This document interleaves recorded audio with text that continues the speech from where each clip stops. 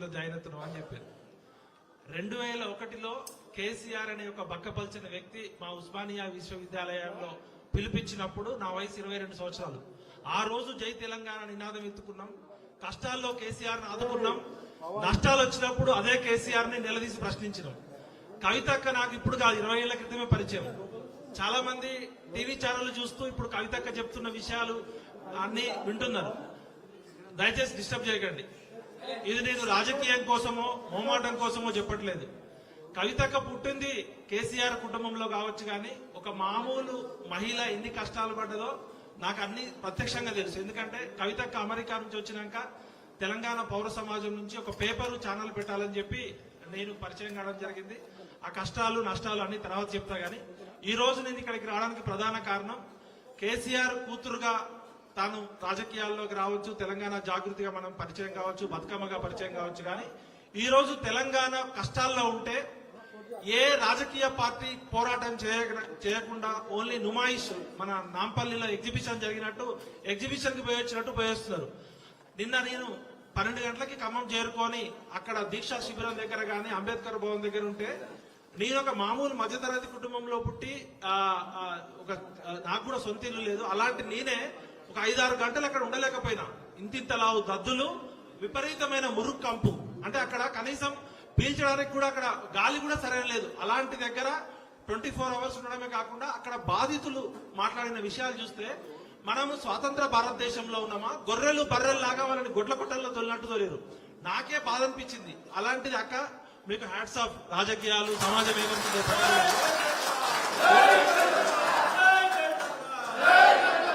అయితే కొన్ని విషయాలు కులం మాట్లాడుకోవాల్సిన సందర్భం. కవితక్కతో నాకున్న పరిచయం ఒక సోదరిగా పరిచయము. కవితక్క మీద అందరూ అపోహలు చేసి ఆ లిక్కర్ స్కామ్ వచ్చినప్పుడు నేను కూడా మాయలో పడిపోయి నేను కూడా 4 రాళ్లు వేసిన వాడిని. అక్క దానికి క్షమాపణ చెప్తున్నా. అయితే కోర్టులు తేల్చాలి, కోర్టులు అనేది తేల్చాలి. ఈ రోజు సిబిఐ కోర్టు అనేది చెప్పింది కవితక్క క్లీన్ చిట్ ఇచ్చింది అనేది. ఆ వివరాలు మళ్ళీ పక్కకి పెడితే ఉన్నది ఉన్నట్టు కుండ బద్దలు కొట్టినట్టు మాట్లాడడం అనేది మా నాన్నగారు నాకు ఇచ్చినది. కేసీఆర్ మంచి చేసినప్పుడు నెత్తిన పెట్టుకొని తెలంగాణ జాతిపితలాగా చేసినాం. కేసీఆర్ నియంతృత్వ ధోరణితో అహంకారంతో ప్రశ్నించినప్పుడు కేసీఆర్ గద్దె దింపడానికి మొట్టమొదటి తిరుగుబాటు చేసిన వ్యక్తిని నేను. ఇవాళ కవితక్క కేసీఆర్ కూతురుగానే పరిచయం అయినప్పటికీ కూడా తెలంగాణ జాగృతిగా, తెలంగాణ బతుకమ్మగా, తెలంగాణ బొడ్డెమ్మగా ఎవరు అవునన్నా కాదన్నా తెలంగాణ బతుకమ్మని ప్రపంచ వ్యాప్తంగా పరిచయం చేసిన వ్యక్తి అవునా కాదు. అయితే కవిత గారు ఏమన్నా తప్పులు చేస్తే కోర్టులు నిర్ణయిస్తాయి. కానీ ఇవాళ ఆమె అన్ని పక్కకు పెట్టి అన్ని రాజకీయ పార్టీలని వినమ్రంగా మేము నమస్కరించి అడుగుతున్నా. ఇవాళ ఖమ్మం జిల్లా ప్రజలు దుఃఖంలో ఉన్నారు. మంది కొంపలు కూల్చే మంత్రులు, 3 మంత్రులు అక్కడ మంది కొంపలు కూల్చే ముఖ్యమంత్రులు ఇవాళ తెలంగాణని రాక్షసులు రామాయణ మహాభారత కాలంలో ఉన్నారని విన్నాం. కానీ ఇలా ఖమ్మం జిల్లా వెలుగుమట్లలో 3 రాక్షసులు ఆ పేద ప్రజల ఉసురు తీసుకుంటున్నారు. అలాంటి సమయంలో ఏ రాజకీయ పార్టీ చేయలేని సాహసం ఒక కవితక్క ఆడబిడ్డగా అక్కడికి వెళ్లి చేసింది. దూత్ కా దూత్ పానీ కా పానీ. కవితక్క మంచి చేస్తే నెత్తిన పెట్టుకున్నాం, కవితక్క తప్పు చేస్తే బరాబర్ అడుగుతాం. కాబట్టి కవితక్క ఈ రోజు ఇక్కడ ఒక జాగృతి పార్టీలో జాయిన్ కావడానికో, జాగృతి సంస్థలో జాయిన్ కావడానికో, కవితక్క డప్పు కొట్టడానికో నేను ఇక్కడ రాలే. కవితక్క మంచి పని చేస్తుందని నా హృదయపూర్వకంగా నమ్మి ఇక్కడికి రావడం నా బాధ్యత కాబట్టి వచ్చాను.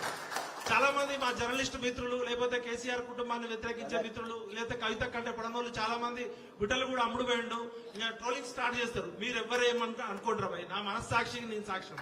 ఒకటే చెప్తున్నా, మోహరించిన సైన్యాలనైనా ఆపవచ్చు, కానీ ముహూర్తవాసనమైన ఆలోచనలు ఎవరూ ఆపలేరు. ఈ రోజు తెలంగాణ ప్రమాదంలో ఉంది, తెలంగాణ ఆపదలో ఉంది. మనందరం చేయలేని ఒక సాహసమైన ప్రక్రియ 24 గంటల పాటు ఖమ్మంలో ఉండి చుక్క నీరు కూడా ముట్టుకోకుండా నిరవధిక నిరాదీక్ష చేసిన కవితకు జేజే అని చెప్తూ, మా అన్న విశారదన్ మహారాజ్ ఎక్కడున్నాడో ప్రభుత్వం ఇమీడియట్ గా చెప్పాలి. తెల్లవారుజామున 3 గంటల నుంచి పోలీసులు, ఒక 100 మంది పోలీసులు నిద్రలో ఉంటే ఒక గాజా మీదనో ఒక ఇజ్రాయిల్ పాలస్తీనా మీద పడినట్టు 5 గంటలకి మగ పోలీసులు లేకుండా అమానుషంగా ఒక ఆడబిడ్డని ఈడ్చుకుపోయారు. ఇప్పుడు విశారదన్ మహారాజ్ గారి ఆరోగ్యం పరిస్థితి బాగాలేదు. విశారదన్ మహారాజ్ గారిని ఎత్తుకపోయి దాదాపు 5-6 గంటలు అవుతుంది. ఇంతవరకు పోలీస్ డిపార్ట్మెంట్ నుంచి ఎటువంటి ఇన్ఫర్మేషన్ లేదు. ఆయన ఆరోగ్యం బాగాలేదు. ఆయన ఇప్పటికే 10,000 కిలోమీటర్లు 50,000 కిలోమీటర్లు యాత్ర చేసిండు. నిన్నటి నుంచి పచ్చి నీళ్లు కూడా ముట్టుకోలేదు. కాబట్టి విశారదన్ మహారాజు గారు ఆచూకీ చెప్పాలని ఇమీడియట్ గా నేను తెలంగాణ పౌర సమాజం నుంచి డిమాండ్ చేస్తూ, ఇక వెలుగుమట్ల విషయానికి వచ్చినప్పుడు ఒక జర్నలిస్ట్ గా, ఒక అనలిస్ట్ గా వాస్తవాలు చెప్పడం నా ప్రధాన ఉద్దేశం. ఇవాళ భారత రాజ్యాంగం మీద ప్రమాణం చేసి మనం అందరం కూడా ప్రభుత్వాలను నడుపుతున్నాం. భారతదేశ ప్రజలమైన మాకు మేముగా సమర్పించుకున్న ఈ భారత రాజ్యాంగ ప్రవేశిక పీఠిక భారతదేశానికి ఆత్మ వంటిది. ఈ ఆత్మ ఏం చెప్తుందంటే, భారతదేశ ప్రజలైన 150 కోట్ల మందికి స్వేచ్ఛ, సమానత్వము, స్వాతంత్రము, రాజకీయ ఆర్థిక సమానత్వం కల్పిస్తుంది. కుల మత వర్గ భేదాలు లేకుండా, పేద ధనిక భేదాలు లేకుండా ప్రజలందరికీ సామాజిక న్యాయము, ఆర్థిక న్యాయము, విద్య, సామాజిక న్యాయం కల్పిస్తుందని రాజ్యాంగ ప్రవేశిక పీఠిక చెప్తుంది. మరి అలా ఖమ్మం జిల్లాలో రాజ్యాంగం అమలవుతుందా లేదా అనేది చూస్తే 1954లో కల్వల రాజారాం అనే వ్యక్తి 62 ఎకరాల భూమి లేని నిరుపేదలకి భూదానం చేసిండు. ఇలా మనకి దానాలు తెలుసు, భూదానము, అన్నదానము, విద్యాదానము, కన్యాదానము. 1954లో 62 ఎకరాల భూమి లేని నిరుపేదల కోసం భూమి ఇస్తే 78 సంవత్సరాల స్వతంత్ర భారతావనంలో ఈ ఖమ్మం జిల్లా ప్రభుత్వానికి, తెలంగాణ ప్రభుత్వానికి, ఆంధ్రప్రదేశ్ ప్రభుత్వానికి పేదలే దొరకలేదు. అంటే నిరుపేదల కోసం భూమి దానం చేస్తే ఇంతవరకు ఆ భూమిని సవ్యంగా పంచలేదంటే రాజ్యాంగం విఫలమైంది. ఒకవైపు రాహుల్ గాంధీ గారు రాజ్యాంగం పట్టుకొని కాశ్మీర్ నుంచి కన్యాకుమారి వరకు తిరుగుతారు, జోడో యాత్ర, న్యాయ యాత్ర అని చెప్పి. కానీ రాజ్యాంగాన్ని రేవంత్ రెడ్డి ప్రభుత్వం ఫైనాన్షియల్ గ్యాంగ్ రేప్ చేస్తుంది, రాజ్యాంగాన్ని డిస్ట్రాయ్ చేస్తుంది. We are shame on you mister Rahul Gandhi, we are shame on you madam సోనియాజీ, ప్రియాంకాజీ, వీఆర్ షేమ్ ఆన్ యూ. మీకు ఎందుకు సపోర్ట్ చేసినాం? కేసీఆర్ గారు నియంతృత్వ పాలన చేస్తుండు, అవినీతి పాలన చేస్తుండు, ప్రజాస్వామ్య విలువలను తుంగలో తొక్కుతుండని చెప్పి రాహుల్ గాంధీ గారిని నమ్మి మేము 31 నియోజకవర్గాల్లో సోనియా గాంధీ గారి దూత అయినటువంటి దాస్ మున్షి, ప్రియరంజన్ దాస్ మున్షి భార్య దీపా దాస్ మున్షి గారు, ఇప్పుడున్న కాంగ్రెస్ ఇన్ఛార్జి ఆమె మన మేడం మీనాక్షి నటరాజన్ గారు, Congress working committee member doctor Ajay Kumar గారు, వీళ్ళు ముగ్గురు మా ఇంటికి వచ్చి బతిలాడారు. ఎట్టి పరిస్థితుల్లో తెలంగాణ పౌర సమాజం నుంచి మీరు సపోర్ట్ చేయాలని చెప్పి వాళ్ళు ఎన్నో హామీలు ఇచ్చారు, మేనిఫెస్టోని తుంగలో తొక్కిరు. వాళ్ళు చెప్పకుండా ఇచ్చిన హామీ ఏమంటే ప్రజాస్వామ్య హక్కుల పరిరక్షణ అని చెప్తున్నారు. ఇవాళ కవిత గారి మీద, విశారద మహారాజు గారి మీద జరిగిన దాడి ప్రజాస్వామ్యానికి సిగ్గుచేటు. ఆడ పోలీసులు లేకుండా అర్ధరాత్రి తెల్లవారుజామున ఎటువంటి మానవీయ విలువలు లేకుండా బర్రెల్ని గొర్రెల్ని ఎత్తుకపోయారు. అదృష్టవశాత్తు నేను తుడిలో తప్పించుకొని ఇక్కడికి రాగలిగిన. ఇవాళ ఖమ్మం జిల్లా బ్లీడింగ్ అవుతుంది. 3 ముండమోపి మంత్రులు ఉన్నారు అక్కడ. ఇవాళ రేవంత్ రెడ్డి విగ్రహాలు పెడతా అంటుండు కదా, ఖమ్మం జిల్లా ప్రజలు ఏమని పెడుతున్నారు అంటే మంది కొంపలు కూల్చే ముఖ్యమంత్రి విగ్రహం పెట్టాలంటున్నారు. మంది కొంపలు కూల్చే మంత్రులు ఉంటే ఎంత, ఊడితే ఎంత. ఇవాళ పొంగులేటి శ్రీనివాసరెడ్డి అనే కాంట్రాక్టరు, ఆయన ఏ పార్టీ మారితే ఆ పార్టీ మారుతున్నాడు. పొంగులేటి శ్రీనివాసరావు నాకు పర్సనల్ గా బాగా క్లోజే, తుమ్మల నాకు పర్సనల్ గా క్లోజే. మీ అనుభవం ఏడికిపోయింది తుమ్మల నాగేశ్వరరావు గారు? పేద ప్రజలు, కల్వల రాజారాం అనే వ్యక్తి పేద ప్రజలకు దానం చేసిన భూమిని మీరెందుకు ఎక్కబడుతున్నారు గద్దల్లాగా? కొన్ని విషయాలు నేను రాజ్యాంగ పరంగా మాట్లాడదలుచుకున్నా. ఆయన collector Anudeep Durishetty IAS all India topper అట. వెలుగుమట్ల విషయంలో జిల్లా కలెక్టర్ పేద ప్రజలకు అందించిన రాజ్యాంగ హక్కును పాటించడంలో విఫలమయ్యాడు మరియు ప్రాథమిక హక్కులను ఉల్లంఘించాడు. మంత్రుల ఆదేశాలను పాటించాడు. ప్రాథమికంగా భూములు అనేవి ప్రభుత్వానికి లేదా ప్రైవేటు వ్యక్తులకు చెందినవి కావు. అవి పేదల కోసం పనిచేసే ఒక ట్రస్ట్ కు చెందినవి. అవేమన్నా అభ్యంతరం చెప్తే భూదాన్ ట్రస్ట్ బోర్డు అభ్యంతరం చెప్పాలి. భూదాన్ ట్రస్ట్ బోర్డు ఎటువంటి అభ్యంతరం లేకుండా మొత్తం భూమి విస్తీర్ణం 62 ఎకరాలు, కానీ పేద ప్రజల నుండి 32 ఎకరాల భూమిని బలవంతంగా స్వాధీనం చేసుకున్నాడు. మిగతా 30 ఎకరాల గురించి ఆయన మాట్లాడాడు. ఎందుకంటే మిగతా 30 ఎకరాల్లో పొంగులేటి బంధువులు ఉన్నారట, తుమ్మల బంధువులు ఉన్నారట, మంత్రుల బంధువులు ఉన్నారట. రాజ్యాంగం యొక్క ప్రాథమిక హక్కును ఉల్లంఘించడం తప్ప మరొకటి కాదు. ఆ భూమి ప్రభుత్వానికి లేదా ప్రైవేటుకు చెందినది కాదు, పేద ప్రజల కోసం చేసినది. భూదాన్లోని అనేక భూములు 28,000 ఎకరాల భూమి తెలియని వ్యక్తులు ఆక్రమించారు. వాటిలో ఎక్కువ భాగం వ్యవసాయ భూములు. ఇక్కడ ఏం చెప్తున్నంటే ఈ వెలుగుమట్ల సంఘటన అనేది ఒక చిన్న సంఘటనగా చూడొద్దు. నేను ఇవాళ అన్ని పక్కకు పెట్టి, ఇగో ప్రాబ్లమ్స్ అన్నట్టు అన్ని పక్కకు పెట్టి, ఎవరు ఏమనుకున్నా పక్కకు పెట్టి ఇవాళ నేను ఇక్కడికి రావడానికి ప్రధాన కారణం మీ ద్వారా మొత్తం నేషనల్ మీడియాకి తెలవాలి. ఇక్కడ రాజ్యాంగాన్ని కూని చేస్తున్నారు, ప్రజాస్వామ్యాన్ని కూని చేస్తున్నారు. ఈ సంఘటన ఒక చిన్న ఖమ్మం జిల్లాకి పరిమితమైన వివాదం కాదు. వెలుగుమట్లలో జరిగిన ఘటన మొత్తం రాజ్యాంగ హక్కుల ఉల్లంఘన, భూ సంస్కరణల ఉల్లంఘన, పరిపాలనలో నిష్పక్షపాతం లేదనే 3 కోణాల్లో చూసే ఒక ప్రజాస్వామ్య సమస్య. తెలంగాణ ప్రమాదంలో ఉంది, తెలంగాణలో డెమోక్రసీ లేదని చెప్పడానికి ఈ సంఘటన నేను ఒక జర్నలిజం స్కాలర్ గా ఎనాలిసిస్ చేస్తున్నాను. భూదాన్ ఉద్యమం యొక్క చరిత్ర మామూలుది కాదు. ఆచార్య వినోబా భావే గారు 1950లో ప్రారంభించిన ఉద్యమ లక్ష్యం ఏంటంటే భూమి లేని నిరుపేదలకు భూమిని పంచడం, గ్రామీణ నిరుపేదలకి సమానత్వం కల్పించడం. భూమి దానం చేయడం అంటే స్వచ్ఛందంగా సామాజిక న్యాయం చేయడం. అంటే ఈ భూములు ఒక సాధారణ ప్రభుత్వ ఆస్తి కాదు, ఇది సామాజిక న్యాయ ఉద్యమ ఫలితం. ఆ రోజు మహాత్మా గాంధీ గారు చేసిన పోరాట ఫలితం. ఆచార్య వినోబా భావే గారి స్ఫూర్తితో ఎంతో మంది పెద్ద పెద్ద దేశ్ముఖులు, దేశపాండేలు, దొరలు సామాజిక విప్లవం రాకుండా, సోషల్ సివిల్ వార్ రాకుండా తమకున్న భూములు పంచితే ఈ ప్రభుత్వాలు ఇప్పటి వరకు కనీసం ఆ పంచిన భూములను పేదలకు దానం చేయలేకపోయినాయి. తెలంగాణలో భూదాన సమస్యలు వేల ఎకరాలుగా ఉన్నాయి. ఈ భూములపై రియల్ ఎస్టేట్ వ్యక్తుల ఆసక్తులు, ఇన్ఫ్లుయెన్స్ పీపుల్, మంత్రులు, ఎమ్మెల్యేల ప్రభావము, భూమాఫియా ప్రభావం ఉంది. వెలుగుమట్లలో జరిగిన ఘటన మొత్తం 62 ఎకరాలలో ఉన్న 32 ఎకరాల్లో పేద ప్రజల మీద బుల్డోజర్లు పంపించి అర్ధరాత్రి పోలీసులు పంపించి దాడి చేశారు. మరి తుమ్మల నాగేశ్వర బంధువుల భూమి మీద గాని, పొంగులేటి బంధువుల భూమి మీద గాని, మిగతా మంత్రుల భూములు, ఎమ్మెల్యే భూములు 30 ఎకరాలు ఉన్నాయని చెప్తున్నారు. ఇగో మొత్తం నేను రీసెర్చ్ చేసి పట్టుకొస్తున్నాను. నేను మాట్లాడేది ఏమైనా తప్పంటే నన్ను ఉరిదీయండి. ఇది మొత్తం 62 ఎకరాలలో 30 ఎకరాలు. అక్కగారు మీకు రీసెర్చ్ చేసి చూస్తున్నా, ఒకసారి కెమెరా జూమ్ చేయండి. ఆ మిగతా 31 ఎకరాలలో ఇది ఇప్పటికీ కూడా భూభారతిలో భూదాన్ భూమికి సంబంధించిందని ఉంది. ఉదాహరణకు సర్వే నెంబర్ ఇది 149, ఖమ్మం అర్బన్ మండలం, వెలుగుమట్ల గ్రామం, దగ్గుల నాగమణి అనే వ్యక్తి పేరు మీద ఉంది. 5 ఎకరాలు ఉంది. ఈ దగ్గుల నాగమణి అనే పేరు మీద భూదాన్ భూమి 5 ఎకరాలు ఉంటే కలెక్టర్ గారు ఏం మాట్లాడరు. అదేవిధంగా ఇట్లా మొత్తం చెప్పుకుంటా పోతే 31 ఎకరాలు. ఇంకొకరు ఎవరు, ఊటుకూరి జలజారాణి, ఈమె పేరు మీద ఎకరం బాగుంది. మరి వీళ్ళు సక్రమము, పేదల అక్రమమా? అదే విధంగా చెలమల శెట్టి నళిని, ఈమె పేరు మీద ఎకరంన్నర ఉంది. అదే విధంగా బోనాల అంబాప్రసాద్ ఎకరం ఉంది. వీళ్ళంతా ఎవరు? తుమ్మల నాగేశ్వరరావు బంధువులా, పొంగులేటి బంధువులా, రాజ్యాంగానికి అతీతమైన శక్తులా? బోనాల రామకృష్ణ 2 ఎకరాలు. ఇలా చెప్పుకుంటూ పోతే మొత్తం అన్ని రికార్డ్స్ తోటి ఇక్కడ రేవంత్ రెడ్డి ఫోటో ఉంది, ఇక్కడ పొంగులేటి ఫోటో ఉంది. మీ ప్రభుత్వం ఇచ్చిన డేటానే 62 ఎకరాలు భూదాన్లో ఉంది. ఈ 147, 148, 149 సర్వేలలో 30 ఎకరాలేమో పేదలు అన్యాయంగా ఆక్రమించుకున్నారని బుల్డోజర్లు పంపించినావు. మరి 30 ఎకరాల సంగతి ఏంటంటే ఇక్కడ అసలు కథ ఏంటంటే, నేను కూడా ఖమ్మం జిల్లా, అక్కడున్న వాస్తవ పరిస్థితి ఏంటంటే 10 సంవత్సరాల క్రితం ఆ భూమి ఖమ్మం టౌన్ కి దూరంగా ఉంది. తొండలు గుడ్లు పెట్టని ఊరులాగా, ఒక గుట్టలాగా ఉంది. అప్పుడు పేద ప్రజలు పాపం కరెంటు లేకుండా, నీళ్లు లేకుండా 8 సంవత్సరాల నుంచి ఉంటున్నారంటే అంతకన్నా పేదరికానికి అర్హత ఏంటి? ఈ రోజు కరెంటు లేకుండా ఎవరైనా ఉండగలరా? మొబైల్ ఫోన్ లేకుండా ఉండగలరా? అలాంటిది దాదాపు 10 సంవత్సరాల నుంచి ప్రభుత్వం కరెంట్ ఇవ్వకపోయినా, తాగునీటి సౌకర్యం ఇవ్వకపోయినా, రవాణా సౌకర్యం ఇవ్వకపోయినా కూడా ఎటువంటి దిక్కులేని అనాథల్లాగా వాళ్ళు తమ సొంత డబ్బులతోటి పాములు కరుస్తున్నా, తేళ్లున్నా కూడా ఆ గుట్టని బాగు చేసుకొని ఎటువంటి దిక్కులేని అనాథల్లాగా ఉంటున్నారు. ఇలా ట్రైబల్ ఏరియాల్లో కూడా రాష్ట్రపతి పథకం కింద ట్రైబల్ ఏరియాలో కూడా కరెంటు తీగలు లేని ఏరియాలో కూడా సోలార్ కల్పించమని చెప్తుంది రాష్ట్రం. నార్త్ ఈస్ట్ స్టేట్స్ కు పోతే మనకి ఎక్కడైతే కరెంట్ ఇవ్వలేమో అక్కడ సోలార్ ఇస్తుంది.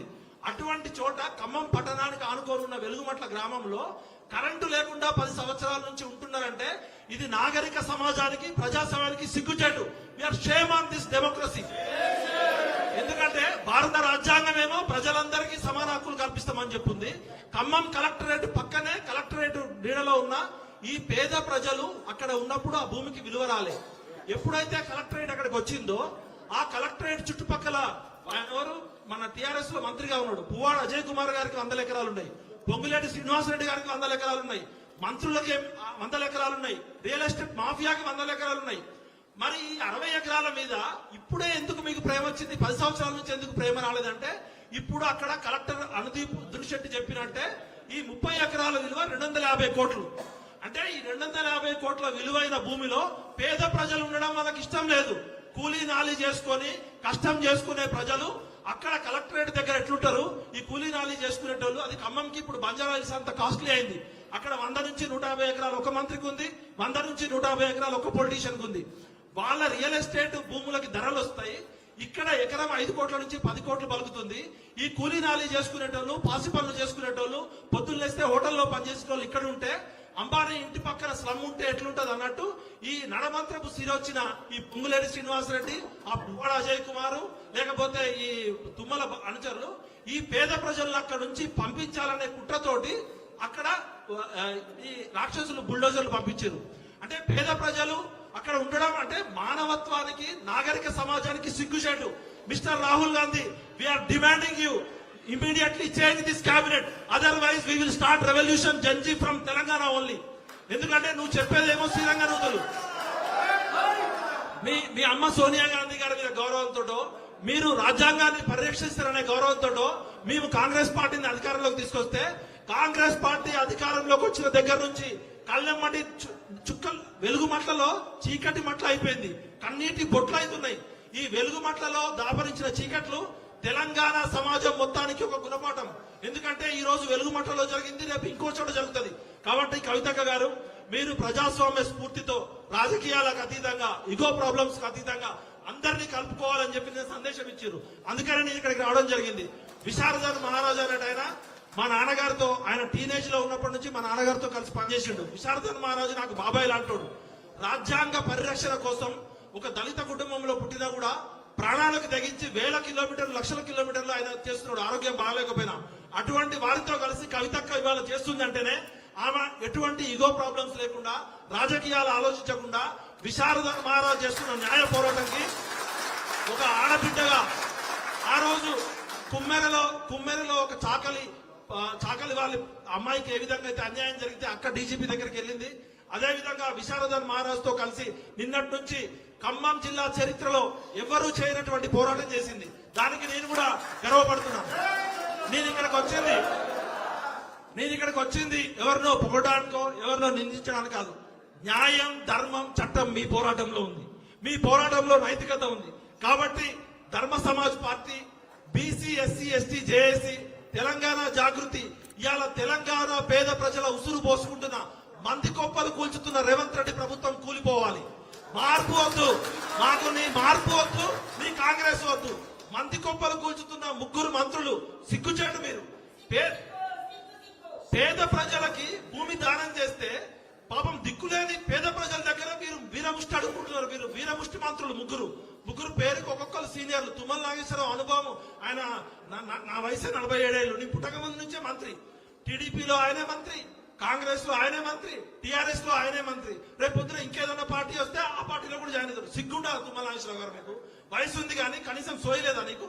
నువ్వు ఒక రైతు కుటుంబం నుంచి ఒక ట్రాక్టర్ డ్రైవర్ గా వచ్చినావు కదా, పరిపాలన అనుభవం ఉందని చెప్తున్నావు కదా. ఇవాళ నువ్వు అప్పుడు దుబాయ్ పోయినావు, మరి ఇన్ని రోజులైంది సంఘటన జరిగి, కనీసం అక్కడికి ఎందుకు రాలే మిస్టర్ తుమ్మల నాగేశ్వరరావు గారు? నీ మీద, నీ అనుచరుల మీద ఆరోపణలు వస్తుంటే ఇంతవరకు ఎందుకు మౌనవ్రతం అంటిస్తున్నావు? అంటే మౌనం కూడా కుమ్మక్కు, కుట్ర. తుమ్మల నాగేశ్వరరావుకి కుట్రలో భాగం ఉంది కాబట్టి ఆయన మాట్లాడట్లేదు.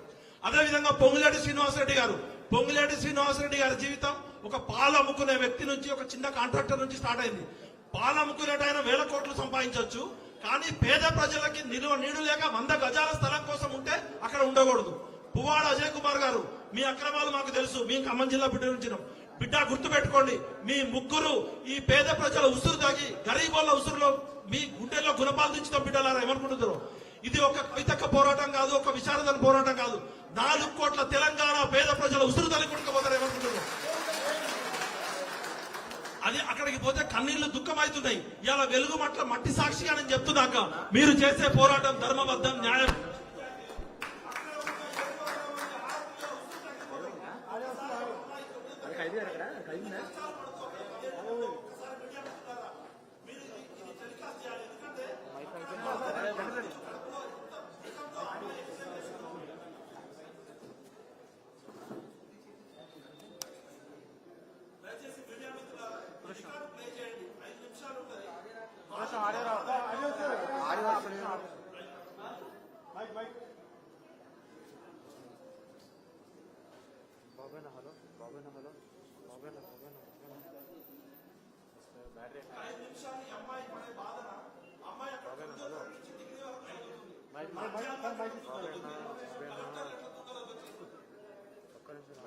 ఆడియో రావట్లేదు.